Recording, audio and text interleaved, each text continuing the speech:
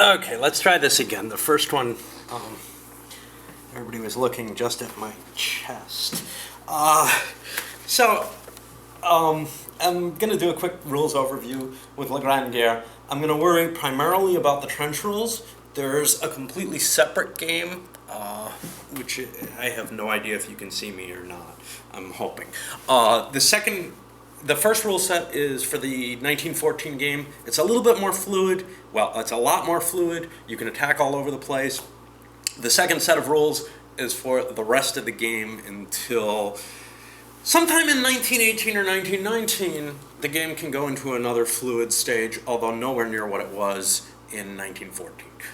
Because the trenches and the heavy fortifications are still going to be there and are still going to be a problem. They weren't there in 1914 to the same degree at all. Okay, so the sequence of play once you get into that trench game, first thing you have is an event phase. And there you draw these little event chits, which are of one of two types. They're either holding chits or they're direct events. If they're direct events, once you draw one, you roll and see what happens, and it takes effect. Those can be things like torpedoings, or countries jumping into the war, or revolts, or stuff like that. The hold chits might have influence of that nature, but they also sometimes are of military nature, or some of them allow you to re-roll dice in any circumstances or something like that, or in specific ones. There's also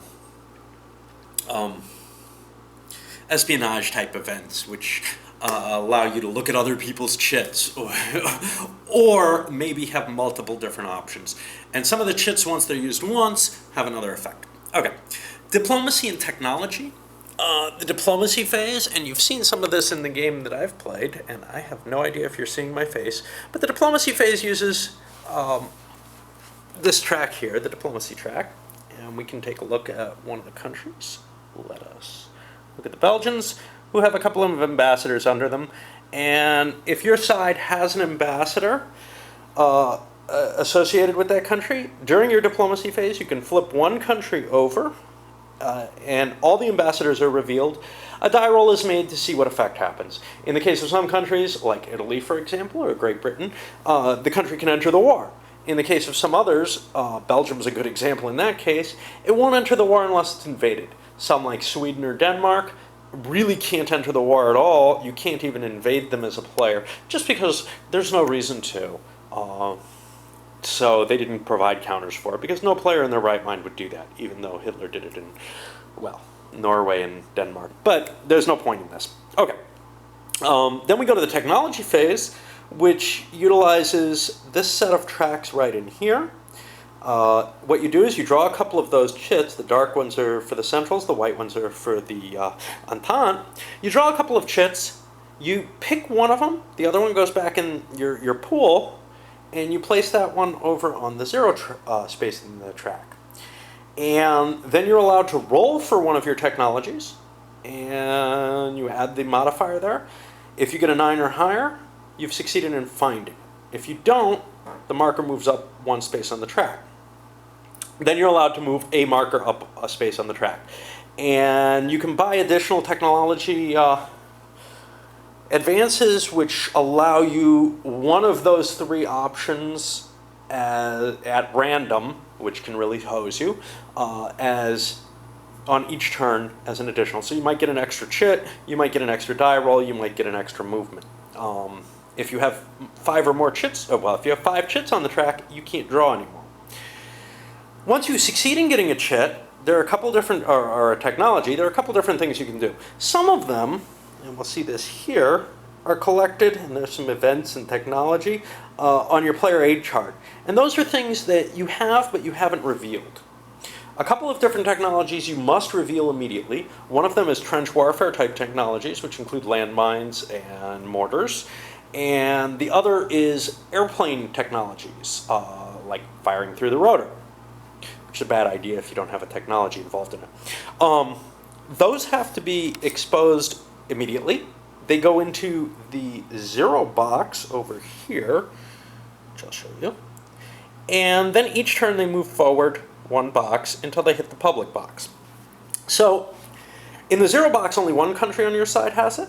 On the 1 box, everything except Russia would have it on your side, basically. Turkey wouldn't either. In the 2 box, all your countries have it.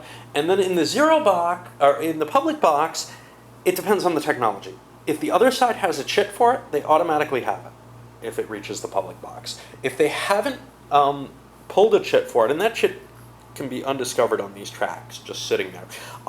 If they haven't discovered a chit for it, if it's a trench warfare technology, they automatically discover it no matter what. Those technologies spread as soon as you get them, and they're very powerful, it turns out. Something I saw in this game where the French are getting slaughtered because of the German trenches. Okay, well, worse than, say, the Germans are over on the Russian trenches. Okay, so then the next thing we come to is the reinforcement phase, where you draw counters off of the turn record track. And those are counters that they can appear there for a number of reasons. One, right at the beginning of the scenarios, or when a new country enters, they get counters on that track indicating their mobilization plan. 2, when you purchase new units, they go on that track a certain amount of time later. And 3, you get, when you're in combat, units can get knocked out of combat onto the next turn. So they don't reform until your next turn, which can be very, very painful. The other things you get on the reinforcements phase is recruitment points, and there's the Serbian ones next to the British boots, and munitions points, and there's the Austrian, the Obus. These come in a flow. The recruitment points or replacement points you get based on troops you didn't build. You get a certain amount of replacement points per interphase, which come as a flow. But if you build troops instead of, if you actually buy new units, they cut into your replacement points because you're putting men into those units. Munitions you have to pay cash for, and your civilian production, which is the boot, has to be at a certain level in order to produce certain quantities of them. And you become more efficient the higher that is. Okay. That's sort of that side of things. Initiative and weather, these are fairly simple. Initiative is simply based on the leaders at the Grand Headquarters for each front. The weather is a simple die roll on our chart. Then we hit the naval phase. Let me just see if I can get you this. The naval phase, and it's not a very long sequence of play, but there's a lot going on in it. The naval phase, I'm not going to go too much into that. The Germans aren't allowed to sail out without a special die roll, and we haven't seen one yet in this game, but when the battle is actually taken care of, all the ships are lined up and they shoot at each other individually. And as somebody's line starts to get smaller, they can be ganged up on by different groups of ships. Then we go to the military phase, and this is sort of the heart of the game. Armies are moved individually. So when it's your initiative, you're allowed to pick one army, or maybe coordinate a few via die roll. You have to pick the main army on your front first in each case, and you move it, you engage in all the combats that it's going to take care of, then you handle any breakthroughs and retreats that happen from that, and then you go on to the next army. In there, on each front, the opposing side, whoever's going, I mean, because we alternate player turns, is allowed to do one attempt to react. And they make a die roll, and if they can activate one army or coordinate a bunch of armies or whatever, but that's,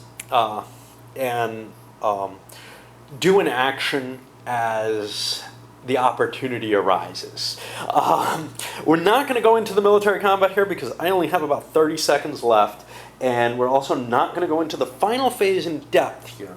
But in the final phase, losses, which we see no casualties here, but there's a big stack of units for it, losses and battlefield situations, say new cities captured or fallen, take effect, and they affect the national will, which is the little flag sign. And I've got to cut this real fast, but I'll get you